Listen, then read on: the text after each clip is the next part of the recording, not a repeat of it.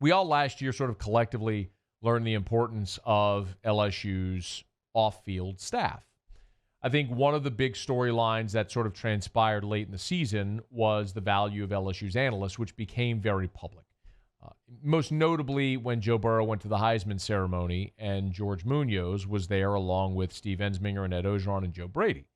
And a lot of people wondered, well, who was that guy? Well, George Munoz was the former offensive coordinator at ULL who joined LSU as a staffer, as an analyst, and was such a key part of what LSU did. And he worked with the quarterbacks along with Steve Ensminger, whereas Brady worked more with the wide receivers with DJ Mangus, who he took with him to the Carolina Panthers. So the guy who replaced George Munoz, though, is Russ Callaway.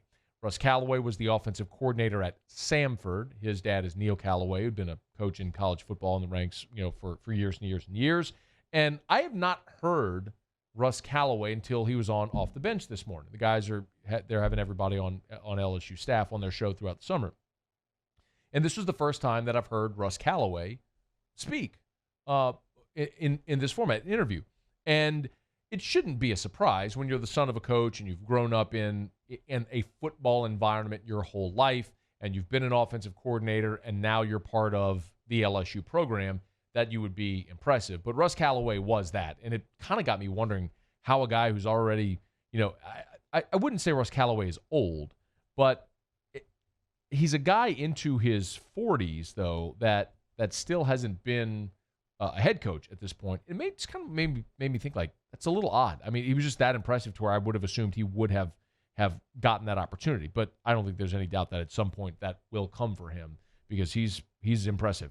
But anyway, Russ Callaway on off the bench talked about a lot. He talked about Gilbert. He talked about Jamar Chase. He talked about Miles Brennan. But mostly he also talked about the offense and with working with Steve Ensminger. Remember, Ed Ogeron called Russ Callaway Steve Ensminger's right-hand man. Here's what Callaway said it's been like working with Ensminger.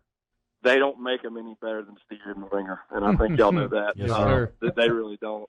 He's actually the same age as my father, and I think the reason why we work so good together is because he's the quarterback version of my dad, and I'm able to talk to my dad and tell him how I feel, and and just get, and I feel that comfort with Coach E. I feel like, yeah, hey, Coach, if I want to say something, I'll say it in Hebrew. Sometimes he's, hey, I'm all for it, or hey, no, I don't like that idea, but there's no hard feelings, and we move on.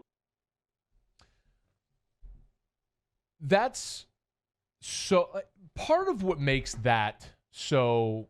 And forgive me, I said Callaway was in his 40s. He's not in his 40s. Forgive me, but part of what makes that so impressive, he's in his 30s. But what makes that so impressive is when you hear a guy who spent his whole life around coaching, right?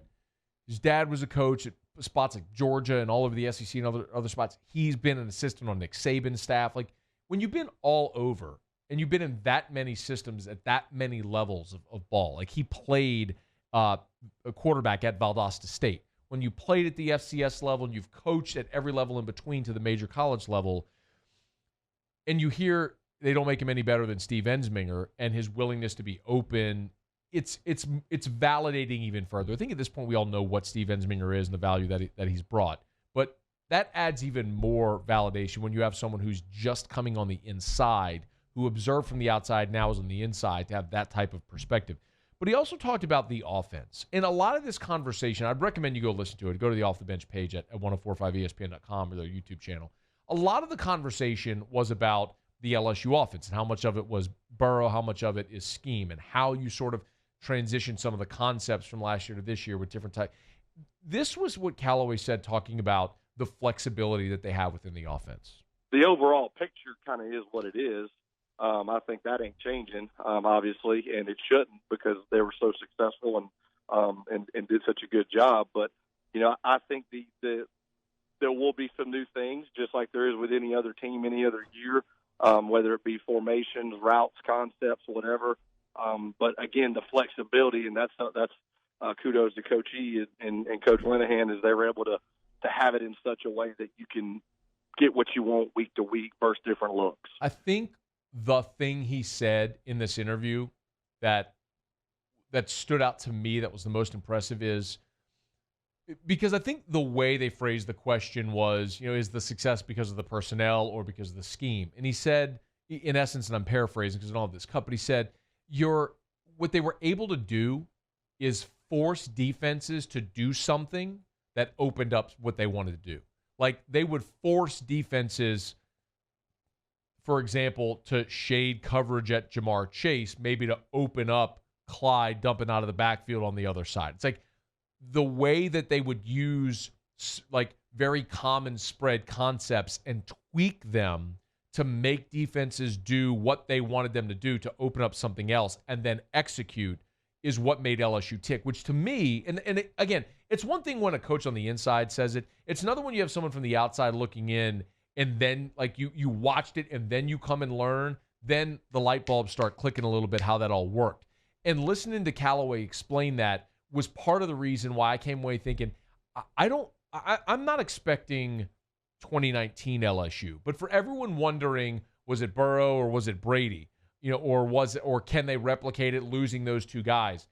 The thing that's abundantly clear is, yeah, those guys were incredible at what they did. And I'm never going to diminish that. I mean, Joe Burrow is a transcendent talent, was the first pick in the draft, and he's a next level type leader and all that sort of stuff. And Brady brought some concepts in that I don't think anybody would minimize the importance.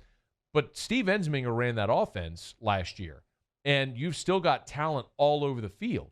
So if you put Jamar Chase on one side and the team decides they're going to double him, and you've still got Terrace Marshall and Racey McMath, and oh, by the way, then you could dump Ty Davis-Price out of the backfield or have Gilbert covered by a tight end, like, can you still make those concepts work?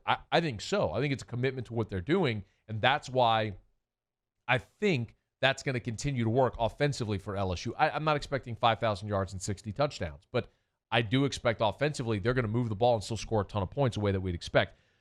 And, of course, that starts with Brennan. Here's what Callaway said about LSU's new starting quarterback, Miles Brennan. I tell you, Miles is he's special. I really think he's got a chance to be really good. He's very, very eager to learn.